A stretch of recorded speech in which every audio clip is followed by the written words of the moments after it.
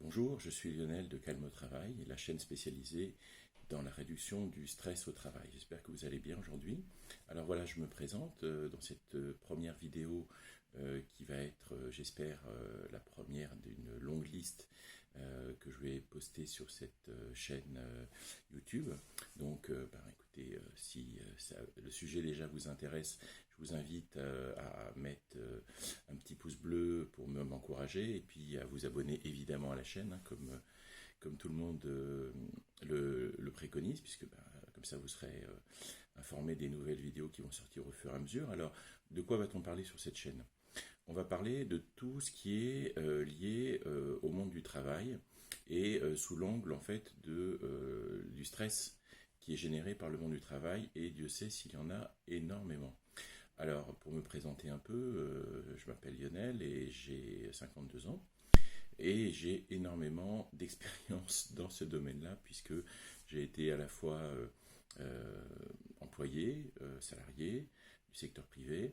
J'ai été également indépendant.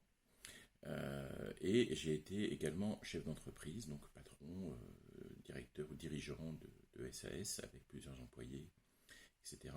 Donc j'ai travaillé aussi bien dans des TPE, PME ou grands groupes.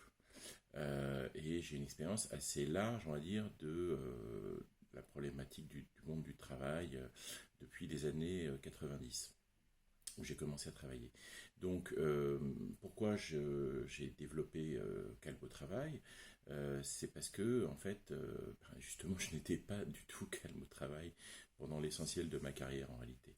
Donc, j'ai été amené à absorber une quantité de stress énorme en fait au fur et à mesure. Alors quand on est jeune, quand on a la vingtaine, quand on démarre, on se dit oui, ok, c'est normal, on doit apprendre le métier, c'est vrai. Et donc on doit apprendre des nouvelles choses, des nouvelles manières de penser, des nouvelles manières d'agir. Et puis au fur et à mesure des années, on se rend compte que les choses ne sont pas si simples que ça, puisqu'on a beau connaître le métier, petit à petit, il suffit de quelques mois au début, quelques années en fait de pratique pour bien être à l'aise par rapport à la technique de son métier, quel qu'il soit. Il ne faut pas non plus des années et des années. Généralement, on a une formation préalable avant, et puis voilà, ensuite on pratique sur le terrain. C'est pas de ça dont on va parler ici. On va pas parler de la technicité du travail, on va parler justement de tout ce qui est autour du travail. Tout ce qui génère ces ambiances délétères qu'on voit dans énormément d'entreprises, qui sont pas forcément perceptibles. Et quand on rentre dans une boîte, on est toujours très content. Les premiers temps, c'est un petit peu, voilà, comme au début d'une relation amoureuse, tout va bien, tout est rose, etc. Et puis petit à petit, on voit les petits défauts de l'autre, l'autre étant ici l'entreprise au sens large.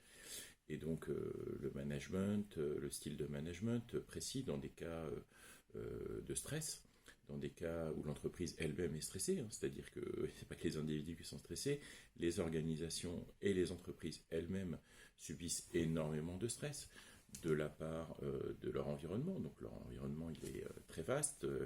Il y a le milieu économique global, donc est-ce qu'on est dans une période de croissance économique, ou plutôt comme en ce moment de forte récession, la très forte récession en ce moment. Est-ce qu'il y a une forte concurrence sur mon marché, ou est-ce que j'arrive à tenir un petit peu ma ligne directrice en tant qu'entreprise sur mon marché et progresser?